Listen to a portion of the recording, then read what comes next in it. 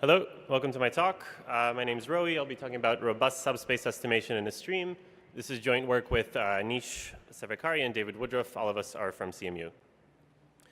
So I have about enough time to tell you what the title means. So what's the problem we're solving?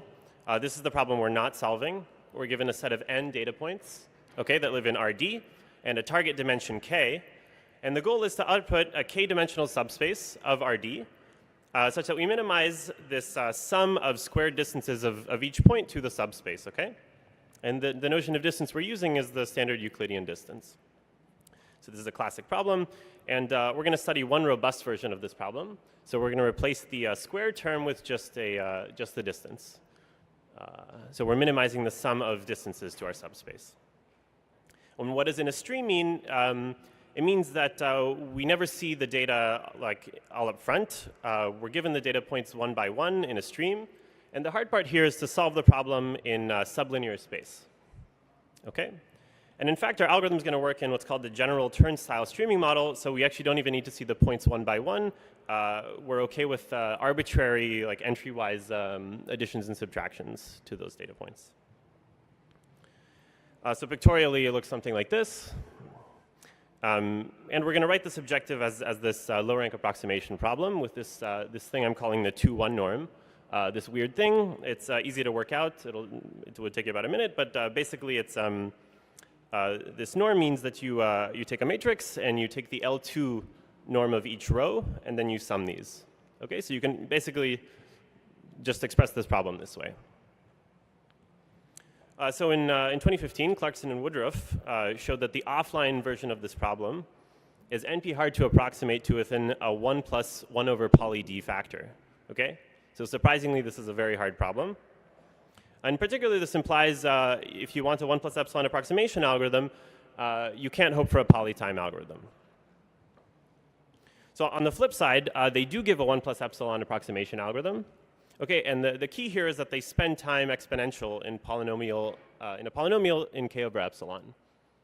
Okay, so this is still a big win because it's not exponential in n or d. So n is the number of points and d is the dimension.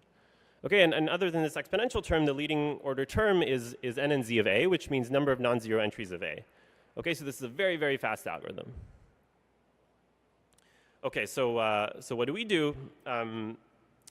We show that there is a 1 plus epsilon approximation algorithm to the same problem with the following guarantees. It runs in the turnstile streaming model with sublinear space. And furthermore, if you run it offline, which is kind of the only way it makes sense to make a time comparison, it's actually the same as the Clarkson-Woodruff algorithm up to the leading order terms.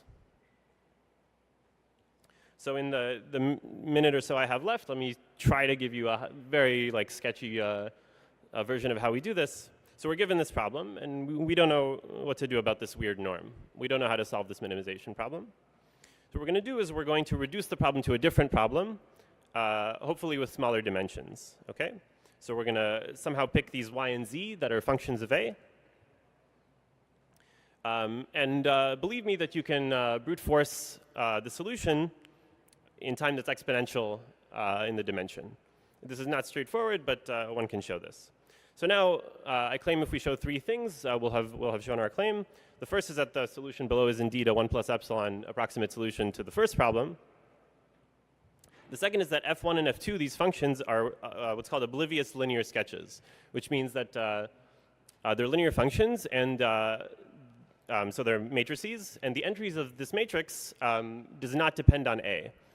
Okay, which means that we can compute these matrices without even seeing A in the first place, and then exploit linearity. As every incoming data point comes in, we apply this matrix to that data point and add it to what we've seen before. Okay?